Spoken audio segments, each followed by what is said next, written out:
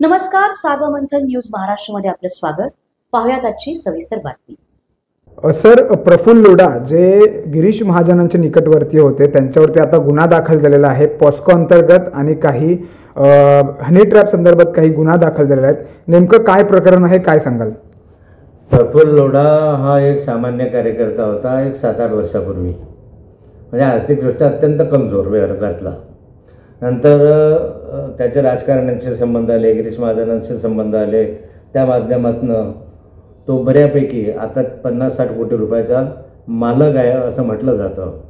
त्या माध्यमातून एक मधल्या कालखंडामध्ये गिरीश महाजनांशी त्याचं सख्य होतं. त्या कालखंडात बरेच दिवस ते एकत्र राहिले, बरेच दिवस त्यांनी काम केलं. नंतरच्या कालखंडामध्ये काय माहिती नाही, ते गिरीश महाजन आणि प्रफुल्ल लोढा यांचा दुरावा निर्माण झाल्यानंतर प्रफुल्ल लोढा गिरीश महाजनांना अत्यंत खालच्या शब्दामध्ये, अश्लील शब्दामध्ये शिवीगाळ करायला लागला. त्याचे व्हिडिओ पण आहे, त्याचं रेकॉर्डिंग पण आहे. इतकं त्यांची टोकाची भूमिका एकमेकांविषयीची झालेली होती. आणि अशा स्वरूपात त्याचं म्हणणं असं आहे प्रफुल्ल लोढाचं की मी पोलीस स्टेशनलाही तक्रार दाखल केलेली, त्यावेळेस मला धमकी दिली जाते वगैरे. आणि त्याने आपल्या व्हिडिओ रेकॉर्डिंगमध्ये असं म्हटलेलं आहे, माझ्याकडे जो व्हिडिओ रेकॉर्डिंग आहे तो तुम्हाला देतो.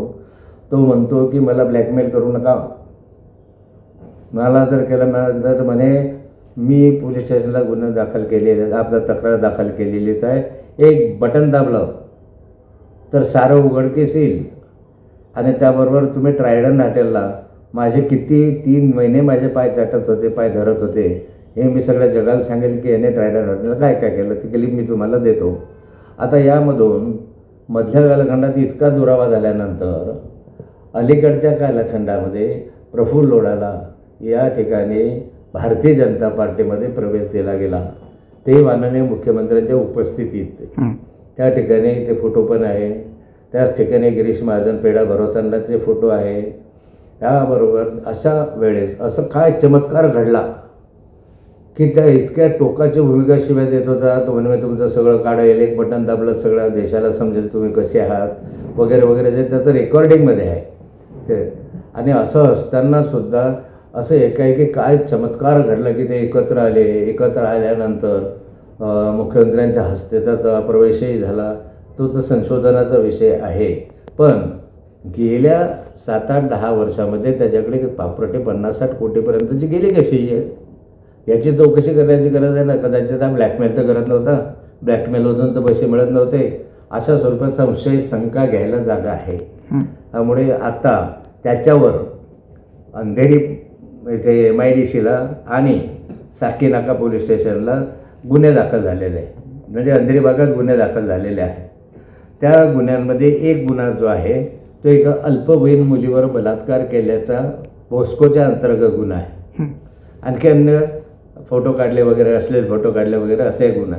दुसरा गुन्हा जो आहे तो हनी ट्रॅपिंगच्या संदर्भामधला आहे. आणि त्या गुन्ह्याच्या संदर्भामध्ये त्याला अटकही झाली.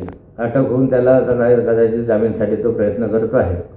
परंतु या ठिकाणी असे सिरियस गुन्हे झाले, अशा माणसाला भाजपमध्ये घेणं आणि माननीय मुख्यमंत्र्यांच्या उपस्थितीमध्ये देणं आणि आदल्या कालखंडात इतकी टोकाची भूमिका असणं, अशा बरेचसे विषय त्याच्या माध्यमातून येतात. माझ्या माहितीप्रमाणे या जो लोढा आहे या लोढाचे अशा स्वरूपाचे त्याच्याकडे काही फोटो वगैरे आहेत. अशा संशयावरून ज्यावेळेस ध्वजेंद्र सरकार होतं त्या कालखंडात त्याच्यावर अशा याच्या सगळ्या घरादारांची चौकशी त्या कालखंडामध्ये झाली होती. ती CD किंवा त्याचे सगळं शोधण्यासाठी असेल का काही असेल मला माहिती नाही. पण त्याच्यानंतरच्या कालखंडामध्ये अगदी 15 दिवसापूर्वी याच्या परत राहत्या घरी पहूर येथे, जामनेर येथे, नाशिक येथे सगळ्या ठिकाणी परत पोलिसांनी रेड घातली होती 15 दिवसापूर्वी. तर कशासाठी घातली, काय घातली हे तर आता पोलिसांच्या तपासांतेच बाहेर येऊ शकेल. पण हे गंभीर आहे. हे प्रकरण त्या 72 अधिकाऱ्यांचं नाही आहे. आणि ट्रॅपिंगचा विषय वेगळा आहे आणि याच्यामध्ये अधिकारी वगैरे नाही दिसत. याच्यामध्ये अनेक राजकीय व्यक्ती असण्याचा संशय आहे. सर, असं वाटतं का की ज्या अर्थी जे लोढा जे आहेत प्रफुल्ल लोढा ते कुठेतरी गिरीश महाजन यांना ब्लॅकमेल करत होते आणि ती तडजोड झाली त्यानंतर त्यांचा भाजपमध्ये प्रवेश झाला आणि आता त्यांच्यावरती गुन्हा दाखल झालेला आहे. वाटतं संपूर्ण तपास पारदर्शकपणे होईल? तपास पारदर्शक होईल याविषयी आता माझ्या मनात शंका आहे. पण तरीही अशा प्रकरणामध्ये जे अश्लील प्रकरणं आहेत, ज्याच्या संदर्भात महिलांचे संबंध आहेत, अशा संदर्भामध्ये देवेंद्रजी फडणवीस नक्की त्याच्याबरोबर खोलात जाऊन चौकशी करतील असं एका बाजूला माझा विश्वास आहे. काय की महिलांचा विषय आहे, अश्लील विषय, अशा संदर्भात जेवढं खोलाल तेवढं याच्यामधून जास्तीत जास्त बाहेर निघू शकतं.